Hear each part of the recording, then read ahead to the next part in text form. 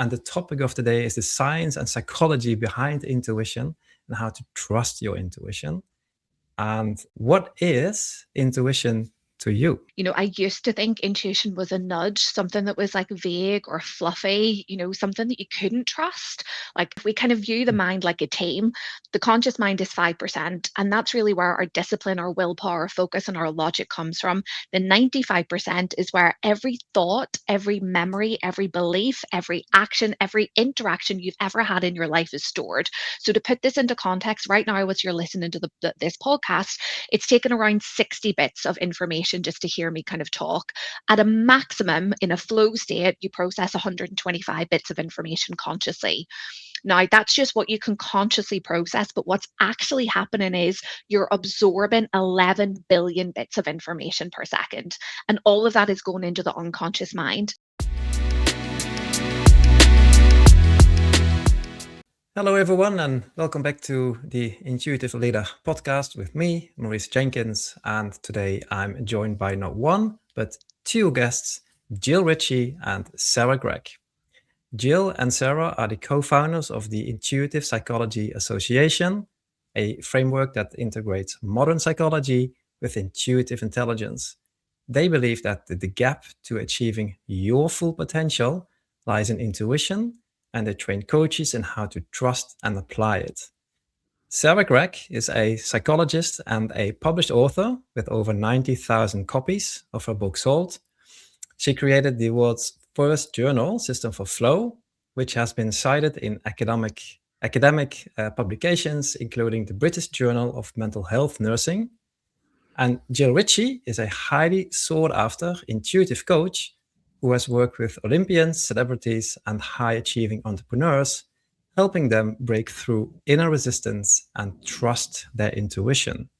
Together, they created the Intuitive Psychology Association and train professionals in trusting their intuition. They also host their own podcast called the Intuitive Psychology Podcast. Jill, Sarah, a big warm welcome to you both. Thank you so much. What a brilliant introduction, Maurice. That was lovely. Lovely hearing that back. Yeah, it's fantastic, right? To hear yourself introduced. Yeah. It's really interesting to have you both. It's the two for the price of one. And the topic of today is the science and psychology behind intuition and how to trust your intuition. And I am very curious to learn with you, what is intuition to you? Okay, I'll go first then. So intuition to me is our highest form of intelligence. I believe it's also our superpower. It is the part that will never steer us down the path that is not meant for us. It is that part that when we can get still and connect to, it ultimately returns us to authenticity, to truth, to our true essence of who we are. It is that part of us that is not in a long, complex narrative. It usually comes in one word or a few short words or an image or a symbol. And it's incredible. It bypasses that personal thinking mind and takes us to the heart, into the soul. And it's so powerful. Yeah, I love that. And for me, I think, my definition and experience with intuition has really changed quite rapidly over time. I used to think intuition was a nudge, something that was like vague or fluffy, something that you couldn't trust. Like, I come from a scientific background. I'm always kind of looking for evidence of things. And to me, intuition was something that almost felt spontaneous or passive, something that happened to me. I got a feeling about a person, a place, a decision that I was going to make, but I didn't necessarily know where it came from. But as science has progressed, and indeed my own personal journey has progressed, intuition isn't something that's vague or fluffy. To me, it is an intelligent, organizing system. And it really is, as Jill said, our highest form of intelligence. It's a rapid, non conscious processing that happens within the brain that enables us to really have these direct insights very, very quickly.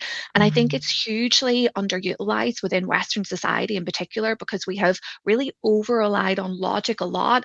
And what's really exciting and what's happening right now with your work, Maurice, our work, and indeed our rise in the collective is there's more awareness of actually this system two thinking, this other form of system and processing that we're underutilizing, but yet holds so much wisdom for us. Yeah, yeah. These are very beautiful answers, and I can, from my own experience, share with you that I was surprised how often there seems to be a lack of trust involved in terms of trusting own intuition. And I just really wanted to ask you, like, what is your experience? What is your experience with your clients, and to what extent do they trust their intuition? I think, well, I've worked with intuition, particularly with one-to-one clients since I left my corporate leadership job almost 9 years ago. And the most common thing was that people initially didn't trust their intuition. And when they came to work with us, and this is the same for our students when they're coming to train in intuition, people want to know that it works. And usually when someone is not connected to their intuition, they're in a long, complex narrative.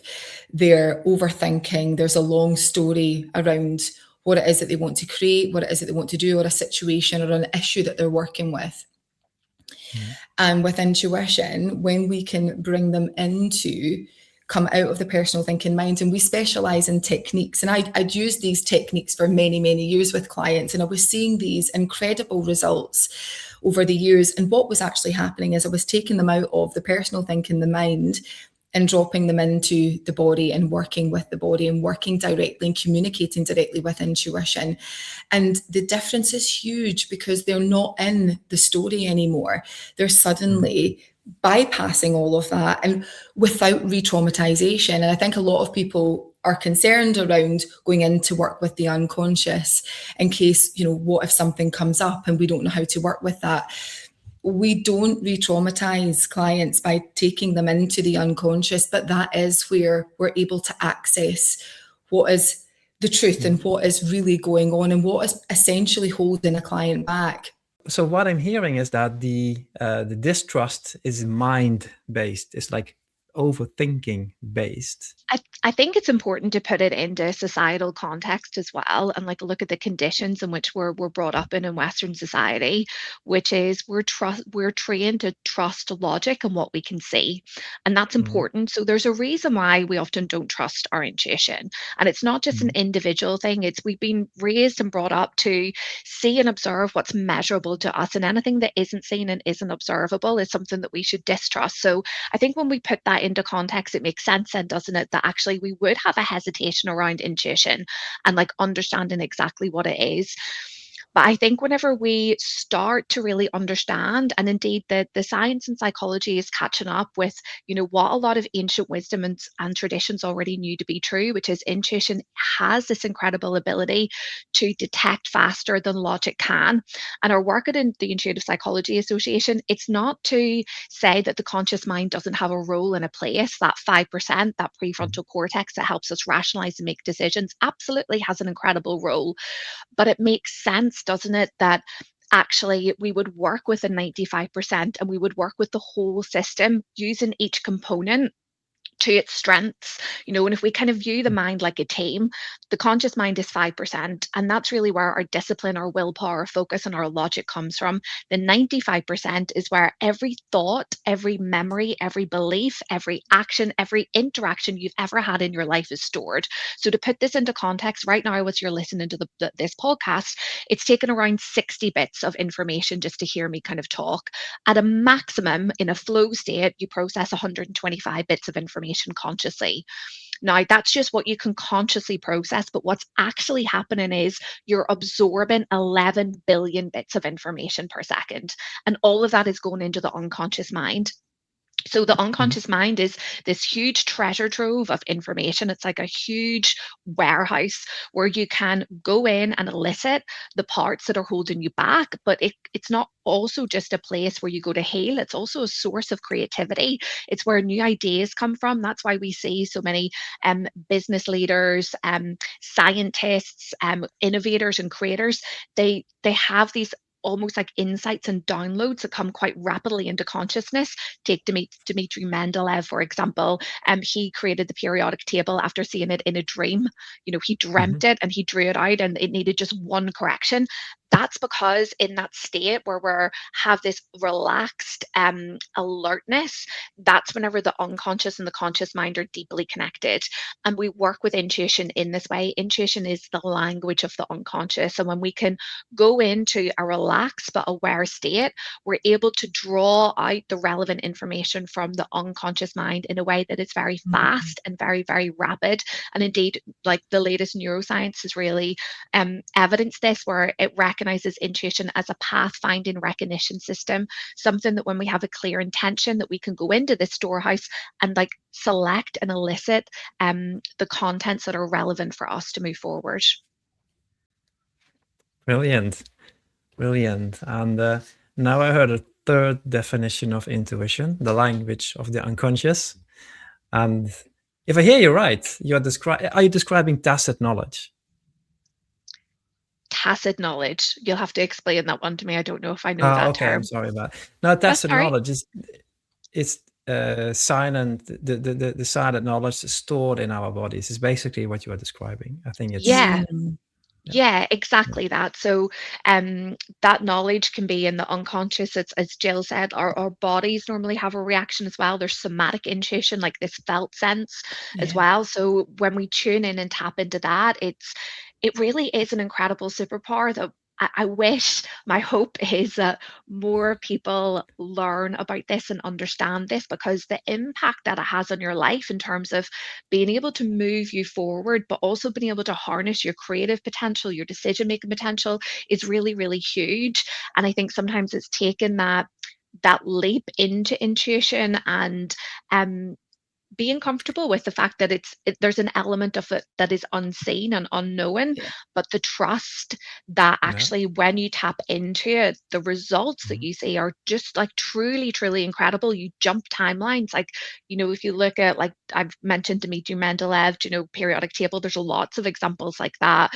Like Paul McCartney woke up kind of humming the tune yesterday, and that kind of came into consciousness. So many scientific discoveries and great decisions in life and business have been made as a result of intuition, but that is just a glimmer of the possibilities that lie with intuition. It's so much more than that.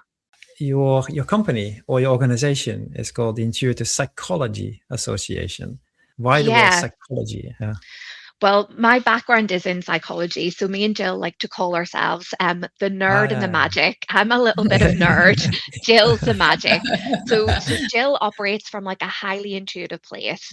I've known her for years. I've Mm. observed her work for years. I've been witness to the Mm. change that it creates, and it comes very, very natural to Jill. It really is intuitively led for her what she does. She's not overly thinking. In fact, whenever we deliver sessions together, Jill will Yeah. frequently say, I can't overplan. I just have to be in the moment. I've got to close down my eyes and I've got to feel into it. I'm slightly different in that I have that intuitive part of me, but I have the science part of me that is just, I don't need to have the evidence of something that works. I'm just deeply curious about why does that work and like what's happening in the background. So the psychology aspect is really fascinating because um like if we kind of look, a lot of psychology um supports intuition. Like we look at Carl Jung, for example, who was a depth psychologist. He calls intuition the unconscious directly perceived, which is exactly what we were talking about. It's the language of the unconscious.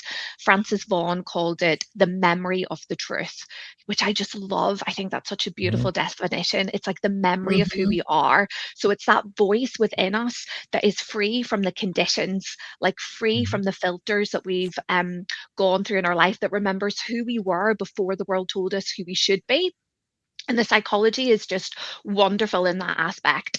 But a lot of that psychology is actually from the kind of like the 60s. And it's interesting, more psychology is catching up with it. In fact, I'm a member of the British Journal, British Psychological Society, and one of their recent publications was more on really getting psychology to lean into what is unseen, because typically psychology took a different track and a different course when the behaviorists came about. So psychology had all this Mm. rich knowledge about intuition, what it was, this unseen, this psyche, this other side of us. And then the behaviorists came in and went, oh, it's just cause and effect. You just that something happens in your environment, and then you can respond, and you just change it from that perspective. But I think we're in a realization now as a collective and a society where we go, that doesn't work. Like, we have Mm. all the information in the world, right? Like, I can go onto Mhm. YouTube, you can go onto YouTube, and we can learn a new language, we can learn how to breath work, we can learn how to get fit and healthy, we can learn, apps, but yet we still don't change. We're bombarded with information. So we really believe that the gap that we have in society is not an information gap, it's an intuition gap. There are lots and lots of gurus out there, lots of people that will tell you how Mm. to live your life. However, how much of that are we listening to ourselves? We're Yeah. not trained or taught to connect into this incredible intelligence system that gives us a nudge in the present moment and says, hey, something isn't right or something's off course. Then we kind of try to logic our way out of it. What if we followed that nudge? What if we worked with that wisdom that floods our consciousness? That's what we do. We follow the nudge and we work with that intuitive wisdom and allow it to reveal the answers that are specific to us. Yeah, I think the key there, what you're saying, Sarah, is it's specific to the individual. Your Yeah. intuition is so unique to you.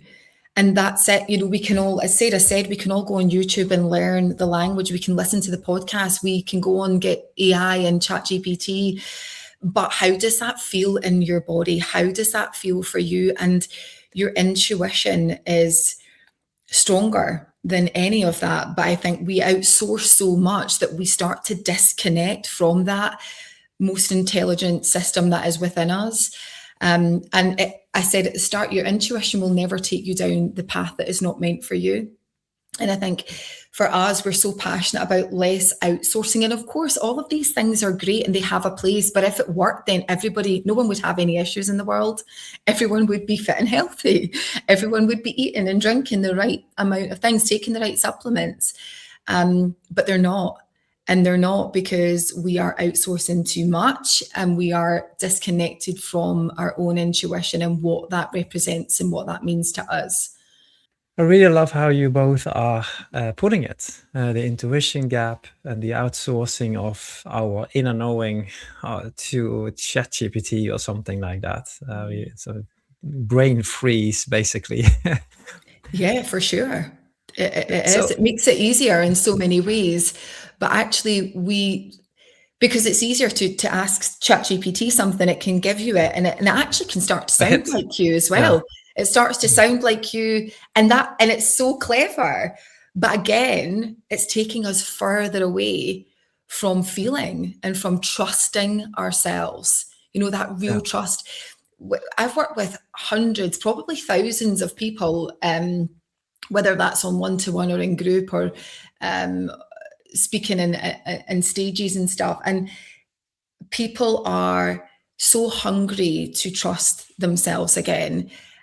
For me personally, to really connect to my intuition, I need to close down my eyes. And when we close down our eyes, it is that invitation to go inward. We stop actually physically looking around us for cues. Is this working? Is this okay? And then we get in our head, and actually it just allows us to quieten down the mind, to drop in and connect very, very quickly. And the more that we do that, and not only the more that we do that, we start to trust it, whichever word comes through for us that we need that day. The more we start to trust it, it's like exercising that muscle. We start to get there faster. Suddenly, when we close down our eyes, we're not having to go into a long, deep meditation to get access to our intuition. We can drop in a millisecond and we know, and we can elicit. When we have a lot going on, the temptation is to do more. And actually, we really achieve more by doing less, especially when we're in this space of intuitive work. That is the work, doing less and being present and having space. That is the work, especially, I think, for a lot of people, but especially for us that are in this work. We see it as like, oh, I've not really got time. That is the time that we should double down on doing. I know it sounds counterintuitive, but it's so true, because that's when we can get into a flow state. Sarah and I have been there so many times when we have been in flow and we've been literally able to do 3 weeks worth of work in 3 hours. And then there's times when we've pushed and we have had to redo work because the work that we have put out when we've pushed has been misaligned, and it's out of, it's been maybe out of flow or out of integrity, and it's not been our best work. And in those moments of deep surrender and trust, so much magic, so much wisdom, so many insights, and so many truths come through. And that's not just for us, that's for everyone, I think. So this is all very beautiful, and minding of time is going really fast here. Is there any last words or or question that's on your mind? Or are you happy? Or happy? I would say just be open. Yeah, I was going to say curious. Be open and curious. Yeah, as I said before, it's not just for a select few, it's for everyone. And if you're not working with intuition, there's so much that you're missing out on. So get open and get curious and have fun with it, because although there's so much in there, there's also a world full of your unlimited potential and dreams and desires that is in there that are waiting to be woken up and activated. Yeah. Thank you for coming today and both answering the questions as well as giving the live experience. And see you soon again. See you soon. Thanks. Yeah. Bye-bye. Bye. Thank you, Jill and Sarah, for a lovely talk today. And my way of summarizing our discussion today, life flows a lot better with our intuition if we use our intuition. And in order to go from insight or knowing to actually acting upon it, we need to understand what our intuition is actually telling us, what it is actually saying us. And in order to do that, we need to be aware what our intuition is in the first place. If we navigate uncertainties, if we have to make life decisions, whether it's for business or in private, at some point it goes easier and faster and better if we dare to trust our intuition. And to get there, to get from knowing it somehow to actually trusting it, to actually acting upon it, that's what Sarah and Jill do in terms of educating and accrediting coaches.